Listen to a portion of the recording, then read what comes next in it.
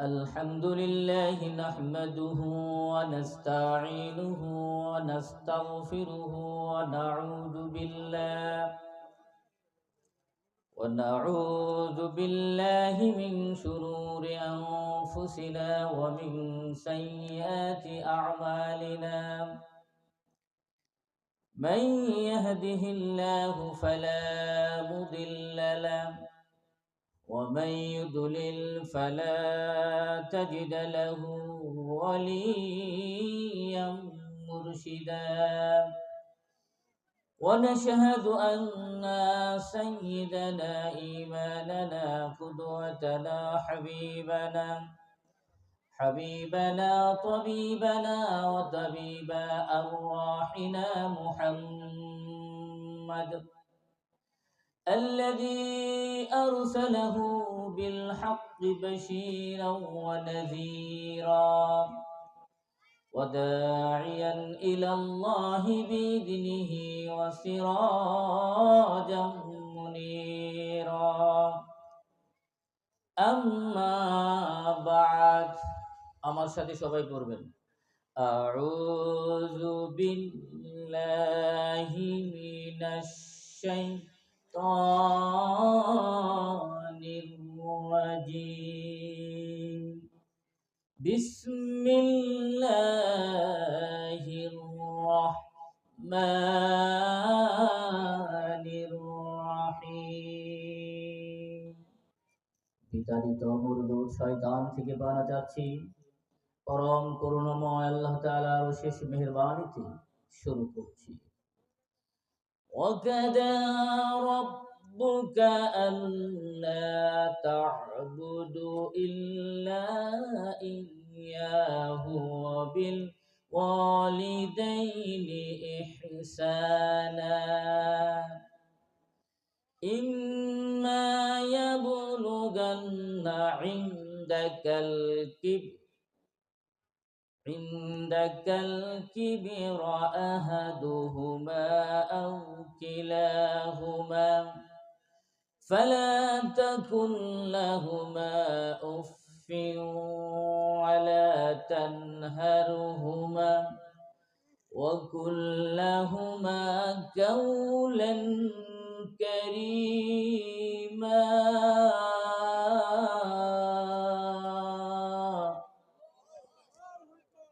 واخفض لهما جناح الذل من الرحمة وقل رب ارحمهما كما ربياني صغيرا. قال النبي صلى الله عليه وسلم من بنى مسجدا يبتغي به وجه الله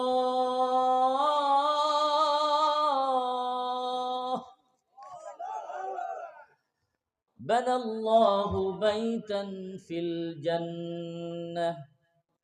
قال النبي صلى الله عليه وسلم سبعة يظلهم الله في ظله يوم لا ظل إلا ظله ورجل قلبه معلق في المساجد. وقال تعالى في شان حبيبه إن الله وملائكته يصلون على النبي يا أيها الذين آمنوا صلوا عليه وسلم اللهم صل على মোহাব্বতের সুরে সবাই পড়ব وعلى آل سيدنا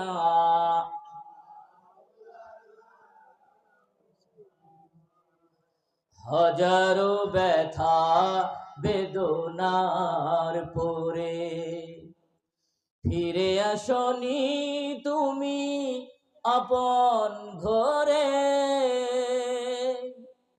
দিনের আলো তুমি ছড়িয়ে দিলে, চলে গেলে মদিনায় মক্কা ছেড়ে। হে রাসূল তোমাকে ভুলি আমি কেমন করে, হে রাসূল তোমাকে ভুলি আমি কেমন করে।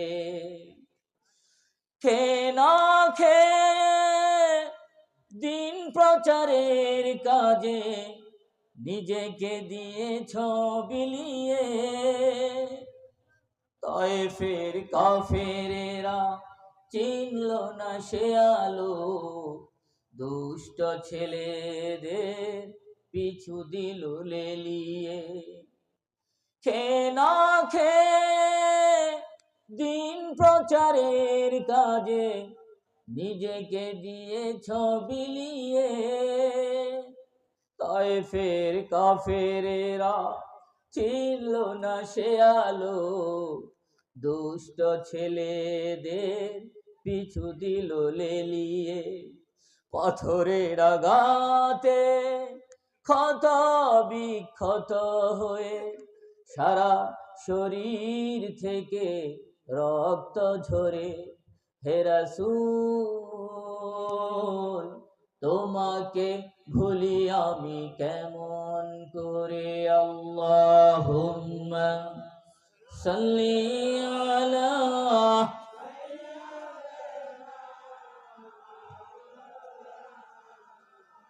ওয়া আলা আলি সাইয়্যিদিনা।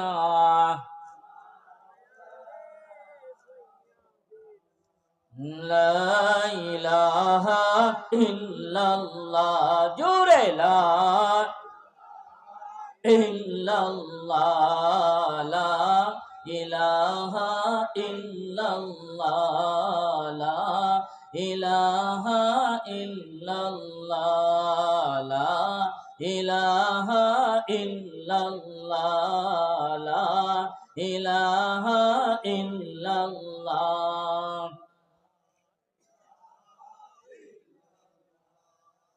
লা ইলাহা ইল্লাল্লাহ, লা ইলাহা।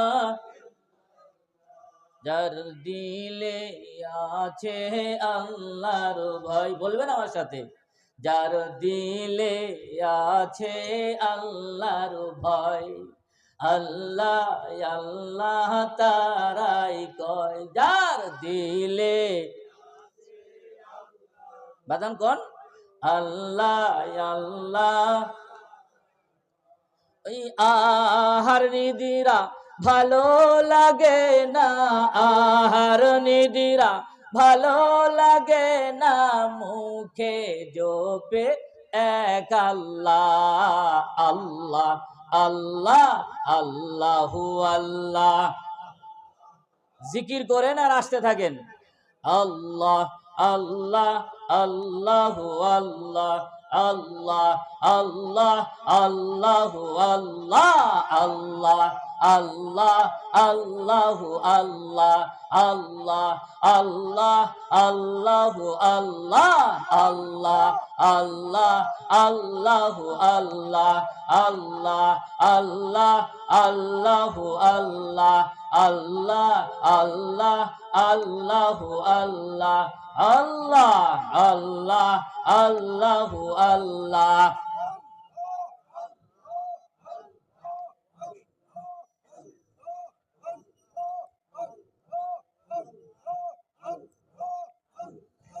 আল্লাহ আল্লাহ আল্লাহ আল্লাহ আল্লাহ আল্লাহ আল্লাহ আল্লাহ আল্লাহ আল্লাহ আল্লাহ আল্লাহ আল্লাহু আল্লাহ, আল্লাহ আল্লাহ আল্লাহু আল্লাহ, আল্লাহু আল্লাহ আল্লাহু আল্লাহ, লা ইলাহা ইল্লাল্লাহু মুহাম্মাদুর রাসূলুল্লাহ। সম্মানিত সুন্দরা, আমার মা ও বোনেরা, আপনাদের উদ্দেশ্যে একটা গান গেয়ে আমি আমার মূল আলোচনা চলে যাচ্ছি। গানটা গাবো, এটা আমার নিজের লেখা এবং নিজের সুর। সকলকে যে আল্লাহ রাব্বুল আলামিন আমাকে আপনাকে, মাইক অপারেটর আছেন, যদি মিডিয়ার লোকজন থাকেন, সকলকে আমার অন্তরস্থল থেকে শ্রেণী মোতাবেক শুভেচ্ছা, স্বাগতম, অন্তরস্থলে সালাম জানাচ্ছি এবং আপনাদেরকে আহ্বান করছি, আসুন কোরআনের মাহফিলে, হতে পারে আজকের এই মাহফিল আপনার বা আমার জন্য কাল কিয়ামতের দিন জান্নাতে যাওয়ার একটা রাস্তা। কথা বলেন ঠিক কিনা? ও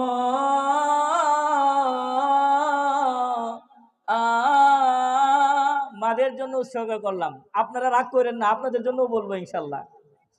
ও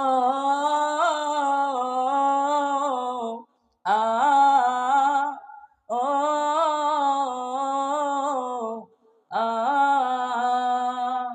মায়ের মতো কেউ করেনি আমায় আদর, ঠিক কিনা? মায়ের মতো কেউ করেনি আমায় আদর, সেই মায়া মাই ছেড়ে চলে গেল গায়ে দিয়ে সাদা চাদর। মাগো মাগো মা,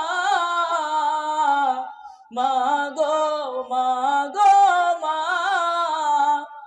আমার মা,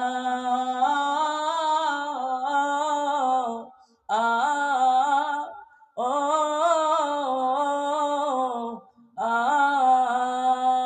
মায়ের মতো কেউ করেনি আমায় আদর, সেই মায়া মাই ছেড়ে চলে গেল গায়ে দিয়ে সাদা চাদর। মাগো মাগো মা, মাগো মাগো মা, আমার মা,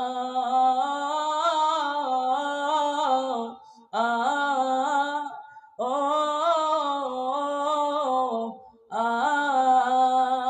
সবাই যখন মা দূরে চলে যায়, বাবা দূরে চলে যায়, ভাই দূরে চলে যায়, বোন দূরে চলে যায়, মা মা মা মা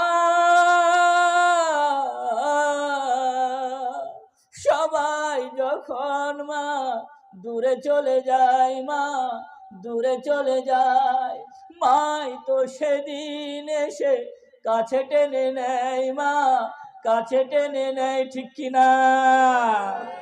এমন মাকে কেউ কষ্ট দিও না গো, মা চলে গেলে ফিরে আর পাবে না, মা মা মা মা ও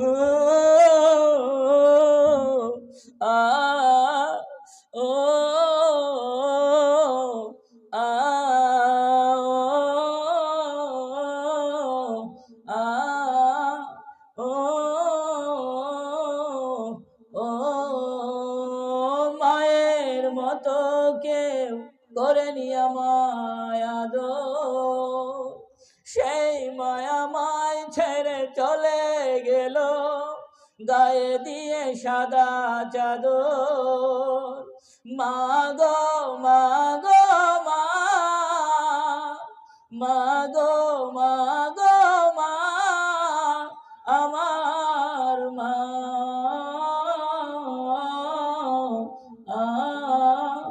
ও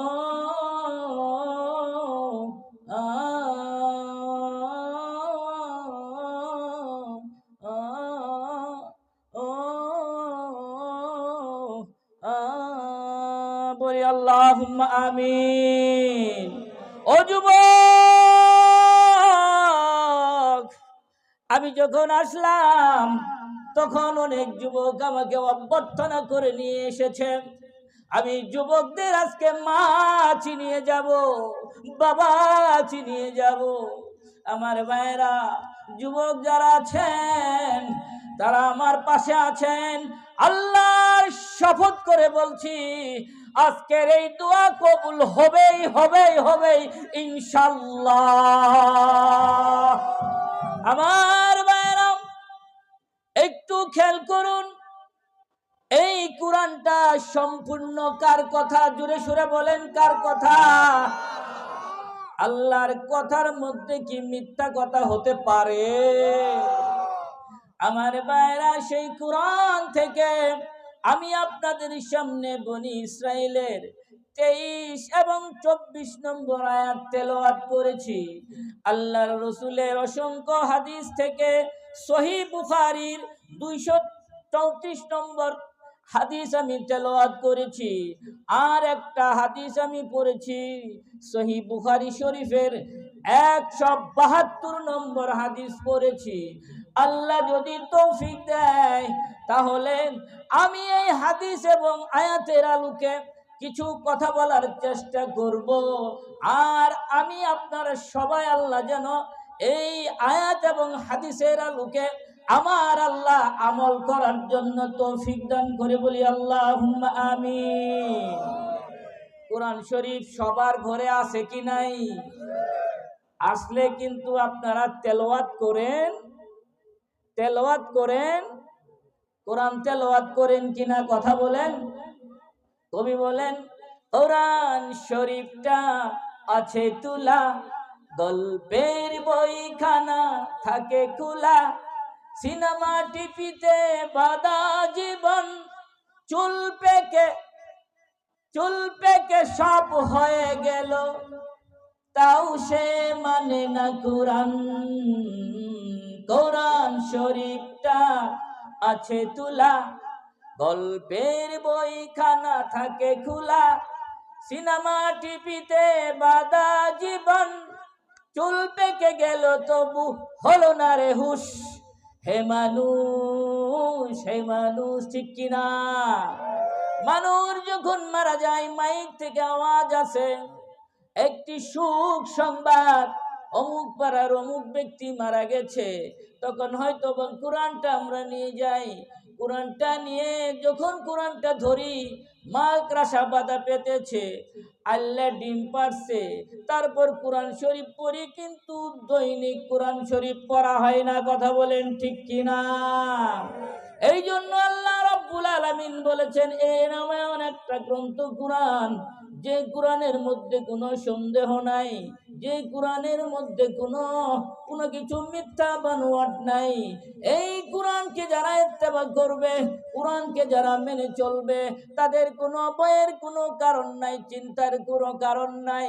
আল্লাহ বলেন, ফামান তাবিয়া হুদায়া ফালা খাউফুন আলাইহিম ওয়ালা হুম ইয়াহজানুন।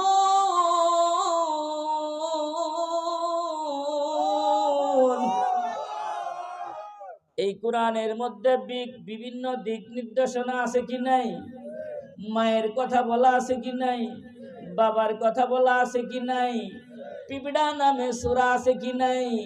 আমার ভাইরা, অনেক কিছু আছে, কিন্তু কোরআন তেলাওয়াত শোনার পরে যারা কোরআনের মাহফিলে আসে না, তাদের মধ্যে আসমানের নিচে পৃথিবীর উপরে তার মতো বুদ্ধি হতভাগা আর কেউ নাই, কথা বলেন ঠিক কিনা?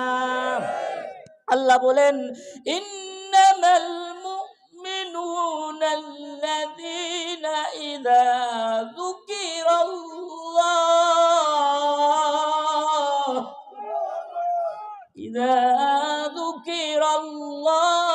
ওয়াজিলাত কুলুবুহুম ওয়া ইযা তুলিয়াত আলাইহিম আয়াতুহু যাদাতুহুম ঈমানা। কোরআনের আয়াত যাদের পিছে তেলাওয়াত করা হয়, তাদের ঈমান বৃদ্ধি পেতে থাকে, কথা বলেন ঠিক কিনা? আমার ভাইয়েরা, এই কোরআন আসার আগে কেমন ছিল এই পৃথিবীটা, একটা হাদিস থেকে আলোচনা করেই আমি আমার মূল আলোচনায় চলে যাচ্ছি। আমার ভাইয়েরা, আপনারা একটা সাহাবীর নাম জানেন, যে সাহাবীটা অনেক সময় জিব্রাইল আমিনের সুরত ধরে পৃথিবীতে এসেছে, আল্লাহর নবীর কাছে এসেছে। এই সাহাবীটার নাম হলো দাহিয়াতুল কালবি। মনে আছে কিনা? এই দাহিয়াতুল কালবি আমার ভাইয়েরা বাড়ি থেকে তিনি চলে যায়। 4 বছর পরে বাড়িতে ফিরে আসে। বাড়িতে ফিরে আসার পরে তখন ওই আইয়ামে জাহেলিয়ার যুগে কন্যা জীবিত প্রতিকরণ করা হতো, অর্থাৎ কন্যা সন্তানকে আমার ভাইয়েরা জীবন্ত এই মাটির মধ্যে পুঁতে ফেলা হতো, জিনা করতো, মদ জুয়া ওপেন ভাবে চলতো। এমন একটি বেহায়া অন্ধকার যুগকে আল্লাহর রাসূল কোরআন দিয়ে নসিহত করে করে এমনই অবস্থায় নিয়ে আসলেন। আমার ভাইয়েরা, সেই যুগে দাহিয়াতুল কালবি আল্লাহ রাসূলের কাছে কিন্তু কালেমা পড়ে মুসলমান হয়েছিলেন।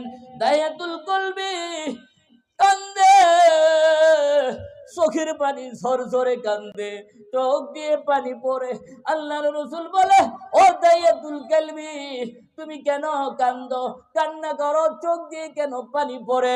আল্লাহর রাসূল বলে, ও দাহিয়াতুল কালবি, তুমি কালেমা পড়েছো, তুমি মুসলমান হয়েছো, এখন তুমি মাসুম হয়ে গিয়েছো, কিন্তু তোমার কোনো চিন্তা নাই। আল্লাহ রাসূলের এই কালেমার মালা গলায় দেওয়ার পরেই শুধু কান্দে কান্দে, চোখের পানি দিয়ে টপি পানি পড়ে। আল্লাহ রাসূল বলে, তুমি কান্দো কেন? দাহিয়াতুল কালবি বলে, ও রাসূল, আমার হাবিব, প্যারা রাসূল, হুজুর গো, আমি যখন কান্দি এই জন্য, পৃথিবীতে সব গুনাহ ক্ষমা হইতে পারে, কিন্তু একটা গুনাহ ক্ষমা হবে না। আল্লাহ নবী বলে, ও দাহিয়াতুল কালবি, কি এমন গুনাহ করেছো? ও আমার বাজানেরা, ও আমার যুবক ভাইয়েরা, ও আমার মুরব্বী বাজানেরা, মেয়ে সন্তান হলে আমরা মন খারাপ করি না, না না না না না। আল্লাহ রাসূল কোনোদিনই মন খারাপ করেন নাই, সাহাবারা মন খারাপ করেন নাই। আপনি যদি একটা মেয়ে আপনার পরিবারে আসে, ওই মেয়েকে যদি তিনি শিক্ষায় শিক্ষিত করে ভালো পাত্রস্থ করতে পারেন, তাহলে আপনার জন্য এক বেহেশত। বলি আল্লাহু আকবার। আল্লাহ রাসূল বলে, 2 জন মেয়ে থাকলে 2টা বেহেশত। যদি এর পরেও থাকে, আল্লাহ রাসূল হয়তোবা বলতে পারেন, হাদিসের ভাষাটা এইভাবে আসছে, তার জন্য অতগুলি বেহেশত আল্লাহ অবধারিত করে রেখেছেন। বলি সুবহানাল্লাহ। দাহিয়াতুল কালবি বলে, ও আমার ভাইরা, দাহিয়াতুল কালবি বলে, হুজুর, 4 বছর আগে আমি চলে গেছি বাড়ি থেকে, 4 বছর পরে আসলাম। আমি এসে দেখি আমার গর্ভে, আমার স্ত্রীর গর্ভে একটা সন্তান হয়েছে।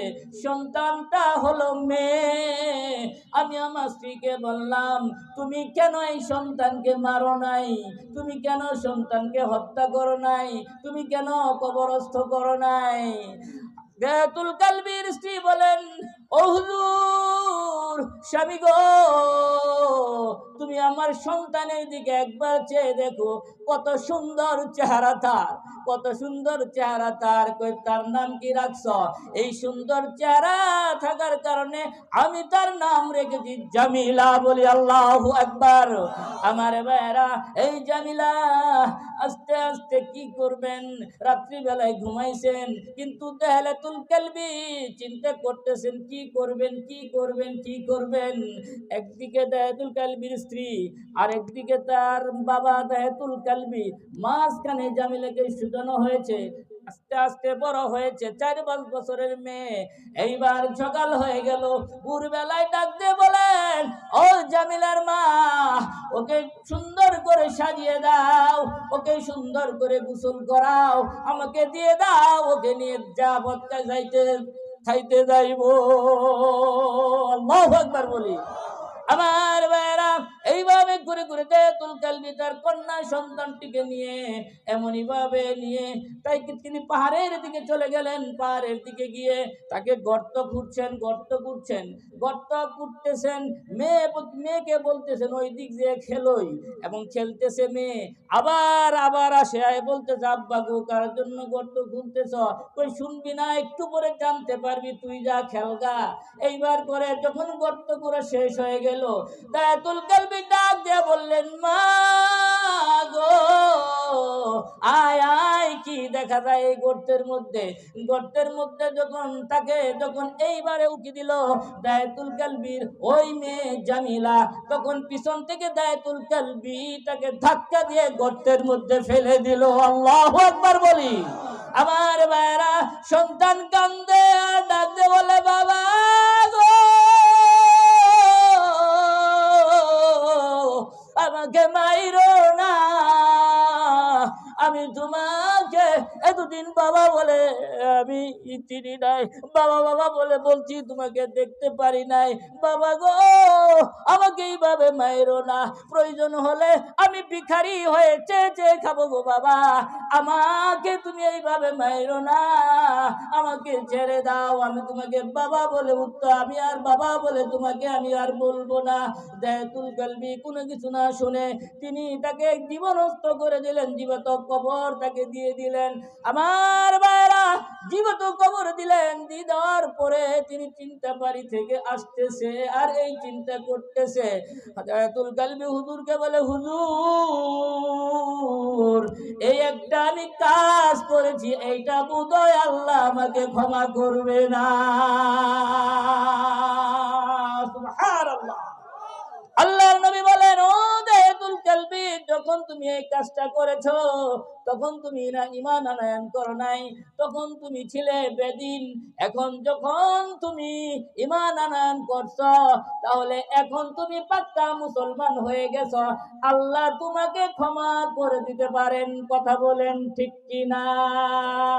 আমার ভাইরা, এই জন্য আল্লাহ রাব্বুল আলামিন বলেন ওয়ালাল্লাহি ফাতাওয়াক্কালু ইন কুনতুম মুমিনিন।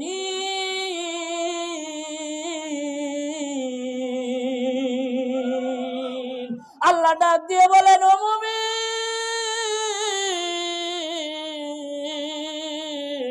তোমরা যদি মুমিন হও গো, ও বাজানেরা, ও আমার বাজানেরা, ও আমার মারা, ও আমার বোনেরা, শুনে রাখুন। আল্লাহ বলেন সূরা মায়েদা আয়াত নম্বর 33, প্রধান অতিথি আমি আপনাকে বলছি খেয়াল করার জন্য, একবার যদি দু ফোঁটা চোখের পানি ফেলতে পারেন গো, আল্লাহ রাব্বুল আলামিন আপনার চোখের পানি এই চোখ থেকে নাকের ডগায় আসার কারণে আল্লাহ রাব্বুল আলামিন আপনার গুনাহ ক্ষমা করে দিবেন। আল্লাহ রাব্বুল আলামিন বলেন ওয়ালাল্লাহি ফাতাওয়াক্কালু ইন কুনতুম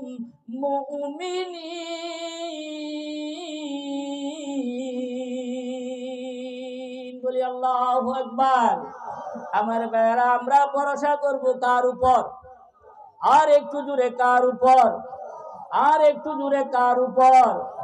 আমার ভাইরা, বিশ্ব নবীর আগে এই নসবনামাটা হযরত আদম থেকে শুরু করে আমরা যত নবী রাসূল এসেছে সংক্ষিপ্ত করে বলছি। বিশ্ব নবীর নসবনামা হযরত আদম আলাইহিস সালাতু ওয়াস সালাম, ইবনে শীশ আলাইহিস সালাতু ওয়াস সালাম, ইবনে আনুস আলাইহিস সালাতু ওয়াস সালাম, হযরত ইবনে ইদ্রিস আলাইহিস সালাতু ওয়াস সালাম, ইবনে নূহ আলাইহিস সালাতু ওয়াস সালাম, নূহ ইবনে ইব্রাহিম আলাইহিস সালাতু ওয়াস সালাম, ইব্রাহিম আলাইহিস সালাতু ওয়াস সালাম, ইব্রাহিম ইবনে ইসমাইল আলাইহিস সালাতু ওয়াস সালাম, ইসমাইল ইবনে আদনান আলাইহিস সালাতু ওয়াস সালাম, আদনান ইবনে মুআদ আলাইহিস সালাতু ওয়াস সালাম, ইবনে নিয়ার, ইবনে মুদ্রা, ইবনে ইলিয়াস, ইবনে মুদ্রিকা, ইবনে নাজ্জার, ইবনে মালিক, ইবনে ফিহর, ইবনে গালিব, ইবনে লুয়াই, ইবনে কাব, ইবনে মুররা, মুররা ইবনে কালাব, কালাব ইবনে মুসাই, মুসাই ইবনে আব্দে মান্নাব, আব্দে মান্নাব ইবনে হাশেম, ইবনে হাশেম ইবনে আব্দুল মুতাল্লিব, আব্দুল মুতাল্লিব ইবনে আব্দুল্লাহ, আব্দুল্লাহ ইবনে মুহাম্মাদুর রাসূলুল্লাহ সাল্লাল্লাহু আলাইহি ওয়াসাল্লাম। যাদের হৃদয়ে আছে আল্লাহর ভয়, তারা কবু পথ ভুলে যায় না। আল্লাহর প্রেম ছাড়া এই দুনিয়ায় কারো কাছে কোনো কিছু চাই না, কারো কাছে কোনো কিছু চাই না। জোরে জোরে বলি আল্লাহু আকবার। তাই আল্লাহ রাব্বুল আলামিন বনি ইসরাইলে বলেন, ওয়া কাদা রাব্বুকা আল্লা তা'বুদু ইল্লা ইয়াহু ওয়া বিল ওয়ালিদাইনি ইহসানা। বলি আল্লাহু আকবার। আল্লাহর নবীর প্রভুর পক্ষ থেকে নির্দেশ এসেছে, প্রভুর পক্ষ থেকে, প্রভুর আউয়ালু মা ইউহাসিবু বিহিল আবদি ইয়াউমাল কিয়ামাতিস সালাহ, সর্বপ্রথম আল্লাহ রাব্বুল আলামিন নামাজের হিসাবই কাল কিয়ামতের দিন নিবে। কথা বলেন ঠিক কি না? আর প্রভুর পরে যার ইবাদত বندگی করবা সেটা হচ্ছে তোমার মা, তোমার পিতা। কথা বলেন ঠিক কি না? ও যুবক, তোমাকে মা চিনাচ্ছি, মা চিনাচ্ছি, একটু খেয়াল করুন। আপনারা ওয়াইস আল কুরনির নাম শুনেছেন? ওয়াইস আল কুরনি নামে এক সাহাবী ছিল। এই সাহাবী আল্লাহ রাসূল একদিন বলতেছেন, ওমর, ও হযরত আলী, তোমরা যদি গুনাহ মাফের জন্য দোয়া করাইতে চাও, গুনাহ মাফ যদি করাইতে চাও, তাহলে ওয়াইস আল কুরনির নিকট যাও। এবং সে আল্লাহর কাছে হাত তুলতে দেরি, কিন্তু তার কাছে গুনাহ কবুল করার জন্য আল্লাহ দেরি করেন না। কথা বলেন ঠিক কিনা? ওয়াইস আল কারনি বড় মুহাজির মক্কা ছিলেন না, তিনি বড় অধ্যক্ষ ছিলেন না, তিনি প্রিন্সিপাল ছিলেন না, তিনি এত বড় আল্লাহর ওলি ছিলেন না, তিনি নবী রাসূল ছিলেন না। কে ওয়াইস আল কারনি? যার একটা আমলে আল্লাহ রাব্বুল আলামিন হযরত উমর, আল্লাহর নবী বলেছেন, আমার পরে যদি কোনো নবী হতো তাহলে হযরত উমর হতো নবী। এই নবী এত বড় যার বেহেশতের সুসংবাদ পাত্র হযরত উমর এবং বেহেশতের সুসংবাদ পাত্র হযরত আলী, এইদেরকে আল্লাহর নবী বললেন, ও উমর, ও আলী, তুমি যদি জান্নাত পেতে চাও আর নিজের গুনাহ যদি ক্ষমা করাইতে চাও, তাহলে ওয়াইস আল কারনির নিকটে যাও। সে আল্লাহর দরবারে হাত তুলতে দেরি, কিন্তু আল্লাহ রাব্বুল আলামিন কবুল করতে দেরি হবে না। কথা বলেন ঠিক কিনা? এই কথা শুনে হযরত উমর, হযরত আলী একটা বছর না, 2টি বছর না, 10টি বছর তাকে খুঁজতে লাগলেন, কোথায় আছে, কোথায় আছে ওয়াইস আল কারনি? কোন এই ব্যক্তি ওয়াইস আল কারনি? কি এমন আমল করে যার জন্য আল্লাহর রাসূল তার জন্য আমাদেরকে যেতে বলেছেন, তার গুনাহ ক্ষমানোর জন্য, তার কাছে দোয়া করার জন্য। আমার ভাইরা আসুন, ও যুবক, তোমাকে আজকে মা চিনাবো। এমন দরদি হবে কেউ রবে না আমার মা, মা গো। কথা বলেন ঠিক কিনা? মায়ের একদার দুধের দাম কাটিয়া গায়ের ছাপ, পাপড় বানাইলে উরিনের সুদ হবে না। এমন দরদি ভাবে কেউ হবে না আমার মা, মা গো। কথা বলেন ঠিক কিনা? عن أبي هريرة رضي الله تعالى عنه قال رسول الله صلى الله عليه وسلم من أحق حسن صحابتي قال رسول الله صلى الله عليه وسلم قال أمك ثم من قال أمك ثم من قال أمك ثم من قال أبوك ثم من قال أدناك মুত্তাফাকুন আলাইহি। বলি আল্লাহু আকবার। আল্লাহর নবী বলেছেন, ও বাবানেরা, হাদিস থেকে শিখাচ্ছি, মুসলিম শরীফের হাদিস, বুখারী মুসলিম শরীফের হাদিস। আল্লাহর নবী বলেছেন, এই পৃথিবীতে আপনারা অনেকেই শুনেছেন মায়ের দাম বেশি না বাবার দাম বেশি? মায়ের দাম বেশি। ভালো করে কোন মায়ের দাম। আজকে আমি আরেকটা ভুলাই দিব, মার অধিকার বেশি কিন্তু বাবার মর্যাদা বেশি। মায়ের অধিকার বেশি কেন? মা 10 মাস 10 দিন গর্ভে রেখেছে, দুধ পান করিয়েছে। মা জননী সময় খাইতে বসেছে, মা খাইতে পারে না। মা সবকিছু রেখে সন্তান পায়খানা করে দিয়েছে। মা ওই ভাতের প্লেট এইভাবেই রেখে তিনি আবার পুনরায় ওই সন্তানকে সুন্দর করে ধৌত করে আবার নিয়ে এসেছে।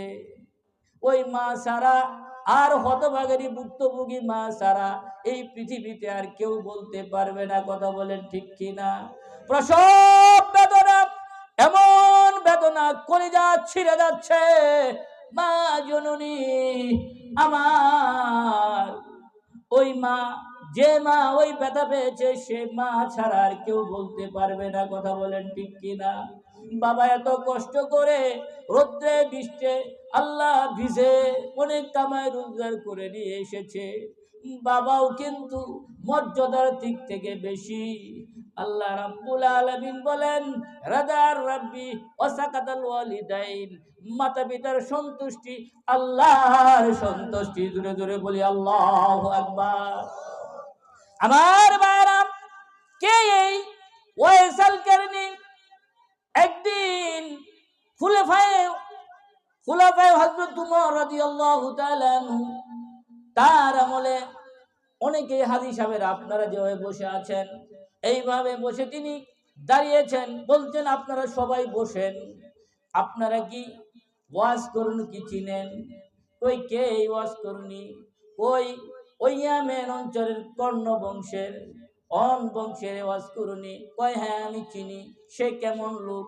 কয় তার পরনে একটা জুব্বা, এই পশমওয়ালা জুব্বা, এবং তাকে জুব্বার মধ্যে তালি দেওয়া, চুলগুলি অন্য শূন্য। কিন্তু তিনি কি করে জানেননি? সারাদিন আমাদের এলাকায় ওই টুকায় আসে, প্লাস্টিক কুড়ায়, বোতল কুড়ায়, কিন্তু ওই ওয়াইসাল কারনী তিনি খেজুরের বিচিগুলি সংগ্রহ করে, সারাদিন যা সংগ্রহ করে সেই সংগ্রহ করে বিক্রি করে যা পায় সেটা দিয়ে চলে। আমার ভাইরা, ওয়াইসাল কারনী সম্পর্কে আল্লাহর নবী বলেন, সাহাবারা বললেন, ইয়া রাসূলুল্লাহ, আপনি ওয়াইসাল কারনীর সম্বন্ধে এত কিছু বলতেছেন কেন? আল্লাহর নবী বললেন, ও সাহাবারা শুনো। সাহাবারা বললেন, হুজুর, ওয়াইসাল কারনী আপনাকে কোনোদিন সাক্ষাৎ করতে পারে নাই, আপনার মুখ থেকে একটা হাদিস শুনে নাই, আপনার মুখ থেকে একটা আয়াত শুনে নাই। কেমনে আল্লাহর দরবারে সে এত পবিত্র হয়ে গেল? আল্লাহ নবী বলেন, একদিন আমার জন্য সাক্ষাতের জন্য গিয়েছিলেন মদিনায়। তার একজন মা ছিল, কোনো কারো কাছে দিয়ে তিনি গিয়েছিলেন, কিন্তু তখন আমি তাবুকের যুদ্ধে 30,000 সৈন্য নিয়ে চলে গেছি, আমার সাথে আর দেখা হয় নাই, এরপরে আর কোনো কিছু হয় নাই। ওয়াইসাল কারনী এমন এক ব্যক্তি গো, ও সাহাবারে, ও উমর, ও আলী, তোমার নিজে গুনাহ ক্ষমা করাইতে যদি চাও, ওই ইয়ামেনে বংশের ওই ওয়াইসাল কারনীর নিকটে যাও। হযরত উমর হযরত আলী পেয়ে গেছেন, তিনি নামাজ আদায় করতেছেন, আরাফাতের ময়দানে তিনি হজ করতে গিয়েছিলেন। এমনই ভাবে তিনি যখন তাকে বললেন, সালাম বিনিময় হলো এবং ওয়াইসাল কারনী সালাম বিনিময় করলেন, কিন্তু হযরত উমর হযরত আলীর কথাটা তিনি বন্ধ করলেন, অর্থাৎ তার পরিচয় দিলেন না। ওয়াইসাল কারনী বললেন, আমার খোঁজ আপনাদেরকে কে দিয়েছেন? হযরত উমর বললেন, আপনার খোঁজ একজন দিয়েছেন, তিনি হচ্ছেন রাহমাতাল লিল আলামিন। জোরে বলা যাবে না মারহাবা? আমার ভাইরা, আপনি আমাদের জন্য দোয়া করবেন, আমাদের জন্য দোয়া করবেন। কে ওয়াইসাল কারনী? আল্লাহর নবী বলে, ও যুবক, মা কত কষ্টের জিনিস, বাবা কত কষ্টের জিনিস রে। যুবক, একটা গরু যদি আপনি গাছের মধ্যে বাঁধে রেখে, আর গরুর বাছুর যদি এই ভ্যাবলা এলাকায় নিয়ে দৌড়ায়, আর যদি ওই গরুর দড়িটা যদি আপনি খুলে দেন, আপনি জামালপুরও গেলেও ওই সন্তানের বাছুরের টানের কারণে গরু চলে যাবে। কথা বলেন ঠিক কিনা? আমার ভাইয়েরা, মা এমন একটা জিনিস, একটা ছাগলের বাচ্চা হইল, আপনি ছাগলটা বাঁধে রাখলেন, যদি আপনি ছাগলের বাঁধনটা খুলে দেন আর যদি বাচ্চা নিয়ে আপনি যদি চলে যান, ছাগল তার পিছু পিছু হয়ে যাবে। কথা বলেন ঠিক কিনা? আর যদি আপনি বাচ্চা নিয়েছেন আর এই বাচ্চা যদি আপনি নিয়ে আপনি পুকুর বা নদীর মধ্যে আপনি নেমে যান, ওই গরু, ওই বাচ্চার মা, ওই ছাগল, ওই বাচ্চা ছাগল মা ওই পানির মধ্যে জাপ মারতে পারে। কথা বলেন ঠিক কিনা? এমন দরদি ভাবে কেউ হবে না আমার মা, মা গো। কথা বলেন ঠিক কিনা?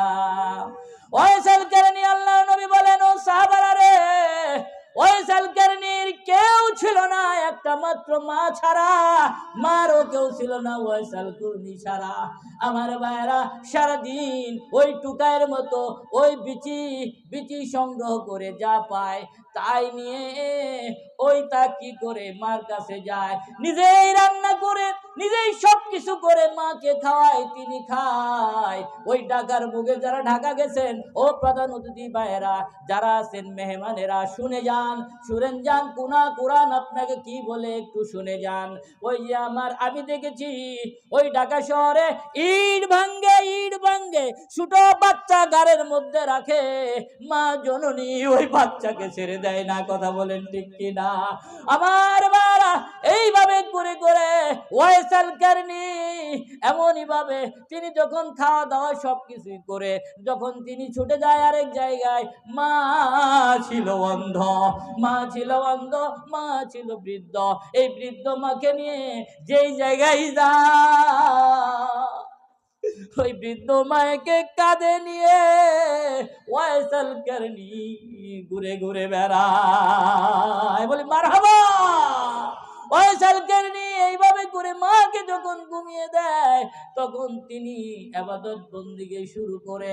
রাত্রে যখন যত বেশি হয় আল্লাহর রহমত জমিনে ফিরে আসে। এমন দরদি ভাবে কেউ হবে না আমার মা, মা গো। কথা বলেন ঠিক কিনা?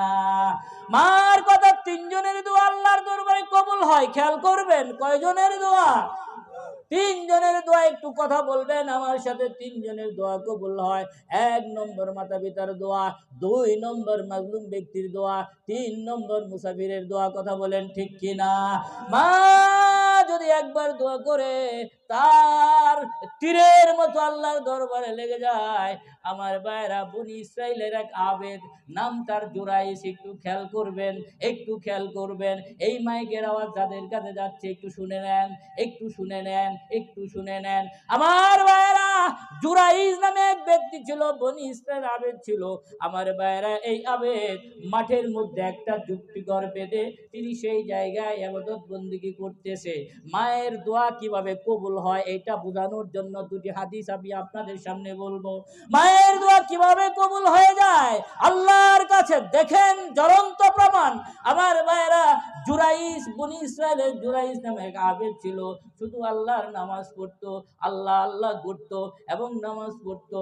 ওই নামাজ পড়ার পরে এমনই ভাবে নামাজ আদায় যখন করতেছে, মা জুরাইসের মা নামাজরত অবস্থায় ডাকতেছে, জুরাইস তুমি এদিকে আসো, আমি তোমার মা বলছি।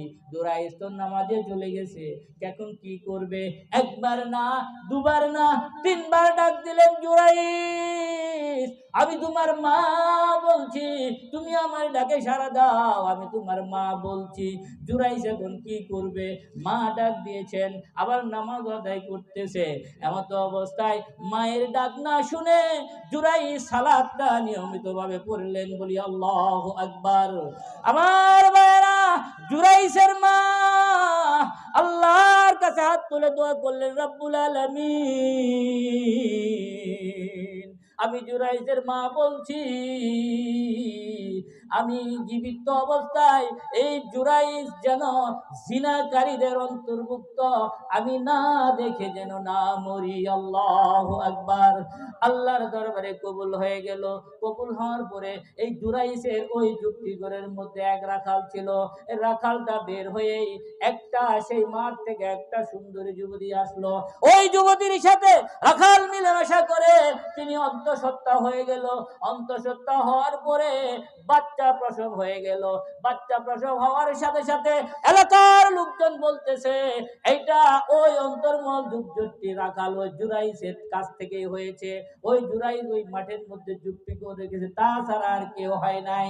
এই কথা যখন জুরাইজের কানে চলে গেল, জুরাইজ কানে চলে যাওয়ার পরে আল্লাহর কাছে 2 রাকাত নামাজ আদায় করলেন আর বললেন, রব্বুল আলামিন, আমি অন্যায় করেছি, মাটাকে সাড়া দিতে পারি নাই।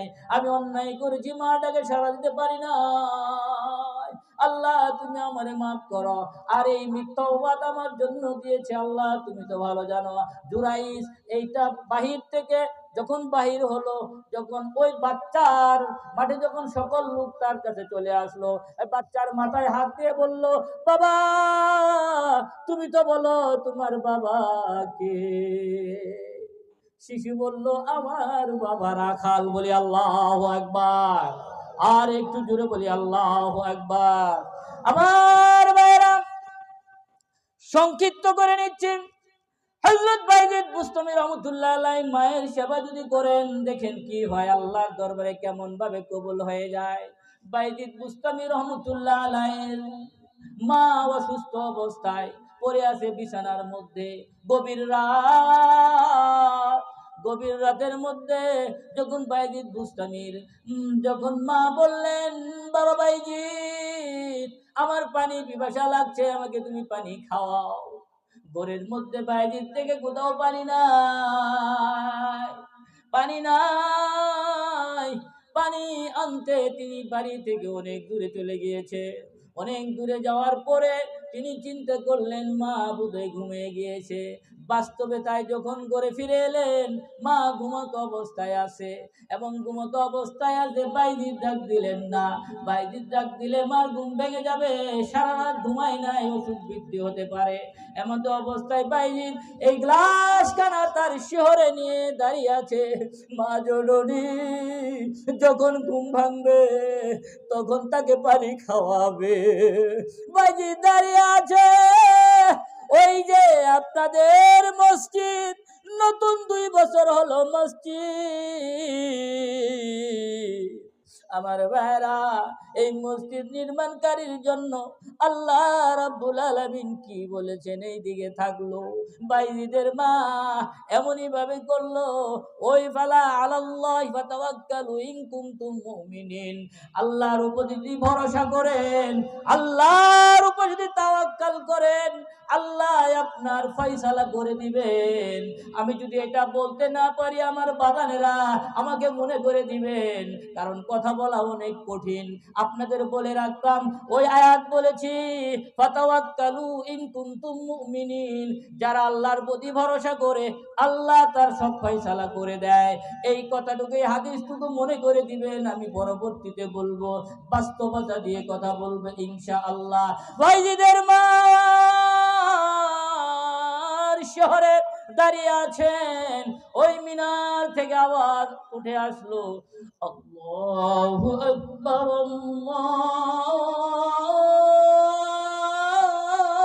আল্লাহু আকবার, আল্লাহু আকবার,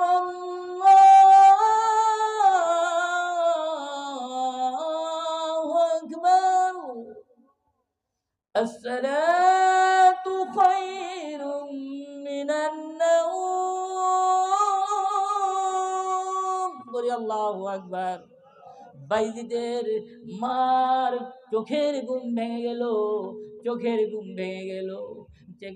ভেঙে দেখে বাইজিদ তার শিহরে পানির বোতল নিয়ে দাঁড়িয়ে আছে। চিৎকার মেলো, বাইজিদ তুমি কেন ঘুমাও না? বাইজিদ বললে, মা তুমি তো অসুস্থ, তুমি ঘুমায় গেছো, আমি ডাক দেই নাই, তুমি ঘুমায়, যদি ঘুম ভেঙে যায় তোমার অসুস্থ আর ওষুধ বেড়ে যাবে, এই জন্য আমি চিন্তা করছি তুমি যখন চোখ খুলবে আমি বাইজিদ তোমাকে এই পানি খাওয়াবো। বলি আল্লাহু আকবার। বাইজিদের মা, ও মা জননী আমার, বাইজিদের মা বাইজিদকে এইভাবে বুকে ধরে নিয়ে আল্লাহর দরবারে দোয়া করলেন, রব্বুল আলামিন